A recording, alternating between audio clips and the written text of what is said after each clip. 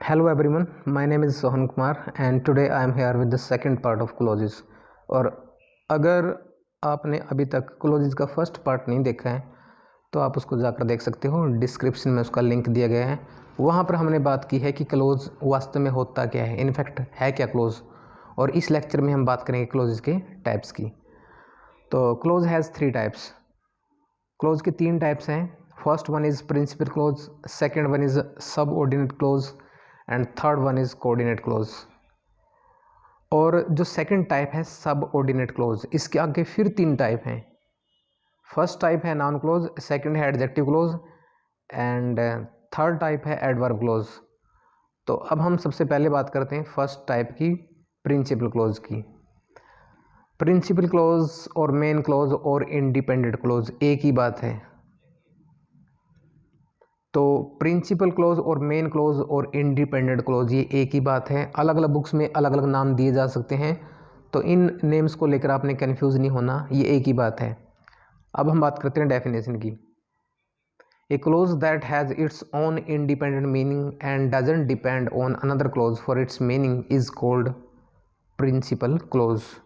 एक ऐसा क्लोज जिसका खुद ओन इंडिपेंडेंट मीनिंग, जिसका खुद का स्वतंत्र मीनिंग हो, and doesn't depend on another close, और दूसरे क्लोज पर निर्भर नहीं करता हो, फॉर इट्स मीनिंग अपने अर्थ के लिए, इज कोल्ड प्रिंसिपल क्लोज, उसको प्रिंसिपल क्लोज कहा जाता है। कहने का मतलब एक ऐसा क्लोज जिसका खुद का स्वतंत्र मीनिंग हो और वो अपने अर्थ के लिए दूसरे क्लोज पर निर्भर ना करता हो, उसको कहा जाता है प्रिंसिपल क्लोज, मेन क्लोज या इंडिपेंडेंट क्लोज।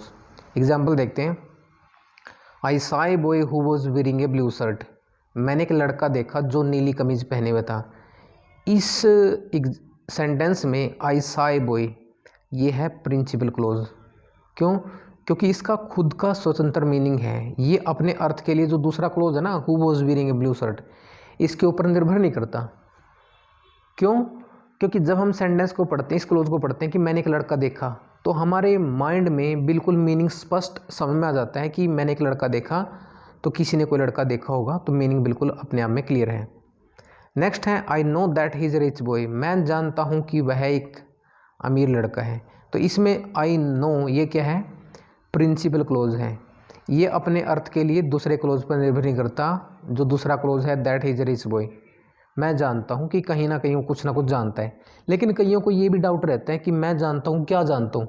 क्या सवाल का जवाब नहीं है, लेकिन वो कुछ ना कुछ तो जानता है। कहीं ना कहीं तो मीनिंग क्लियर है ना कि उसको कुछ ना कुछ तो पता है, कुछ ना कुछ वो जानता है। इसलिए ये भी क्या है? प्रिंसिपल क्लोज है। नेक्स्ट है सब ऑर्डिनेट क्लोज और डिपेंडेंट क्लोज। तो जिस तरीके से प्रिंसिपल क्लोज के 3 नाम थे, प्रिंसिपल क्लोज, मेन क्लोज और इंडिपेंडेंट क्लोज, ऐसे ही सब ऑर्डिनेट क्लोज के भी 2 नाम हैं, सबऑर्डिनेट और डिपेंडेंट क्लोज। डेफिनेशन क्या है? A clause that hasn't its own independent meaning but depends on main clause for its meaning is called subordinate clause. तो इसकी डेफिनेशन बिल्कुल अपोजिट होगी प्रिंसिपल क्लोज से। तो प्रिंसिपल क्लोज में क्या था? जिसका खुद का स्वतंत्र मीनिंग है और अपने अर्थ के लिए दूसरे क्लोज पर निर्भर नहीं करता। यहाँ पर क्या हो गया? जिसका खुद का स्वतंत्र मीनिंग नहीं होता और अपने क्लोज के लिए वो अपने मीनिंग के लिए वो दूसरे क्लोज पर निर्भर करता है, उसको क्या कहा जाता है? सब ऑर्डिनेट क्लोज। ठीक है ना? तो यहाँ पर इसका खुद का स्वतंत्र मीनिंग नहीं होता, बल्कि ये अपने अर्थ के लिए दूसरे क्लोज के ऊपर निर्भर करता है। एग्जाम्पल देखते हैं। I saw a boy who was wearing a blue shirt. Sorry. तो I saw a boy who was wearing a blue shirt, मैंने एक लड़का देखा जो नीली कमीज पहने हुए था। तो इसमें who was wearing a blue shirt ये है सब ऑर्डिनेट क्लोज या डिपेंडेंट क्लोज। क्यों? क्योंकि अपने अर्थ के लिए मेन क्लोज है ना, जो आई सॉ ए बॉय, इसके ऊपर डिपेंड करता है। कैसे? जैसे अगर हम इसको पढ़ते हैं सिर्फ कि जो नीली कमीज पहने हुए था, तो इसका स्वतंत्र मीनिंग नहीं है ना, तो हमारे दिमाग में आता है कि जो नीली कमीज पहने हुए था कौन था, क्या था, अर्थ नहीं है क्लियर। लेकिन जब हम इसको मेन क्लोज के साथ जोड़ते हैं, अगर हम इतना ही लिखते हैं ना इसको, who was wearing a blue shirt, तो इसका अपना खुद का स्वतंत्र मीनिंग नहीं है, और इसको निकाल दे आई सॉ ए बॉय को, तो इसका खुद का स्वतंत्र मीनिंग नहीं होगा। लेकिन आई सॉ ए बॉय जब हम इसके साथ जोड़ते हैं, इस क्लोज को जब हम जोड़ते हैं, तभी इसका मीनिंग निकल पाता है कि मैंने एक लड़का देखा जो नीली कमीज पहने हुए था। नेक्स्ट है example, I know that he is a rich boy, मैं जानता हूँ कि वो एक अमीर लड़का है। तो that he is a rich boy ये क्या है, सब ऑर्डिनेट क्लोज है। अगर हम इसको अकेले के मीनिंग को पढ़ते हैं, आई नो को निकाल देते हैं कि वह एक अमीर लड़का है, तो मीनिंग इसका स्वतंत्र नहीं है ना कि वह एक अमीर लड़का है। कहीं ना कहीं माइंड में सवाल उठते हैं कि वह एक अमीर लड़का क्या है, स्पष्ट नहीं है। तो जब हम इसको आई नो मेन क्लोज के साथ जोड़ेंगे तभी इसका मीनिंग निकल पाएगा। थर्ड वन है कोऑर्डिनेट क्लोज और इंडिपेंडेंट क्लोज। तो इसको इंडिपेंडेंट क्लोज भी कहा जाता है। डेफिनेशन क्या है, one of two or main clause in a sentence that are of equal importance is called coordinate clause and usually joined by for and nor but or yet and so. तो coordinate close क्या है, one of two और मोर closes, दो या दो से ज़्यादा closes में से एक वो क्लोज इन ए सेंटेंस, किसी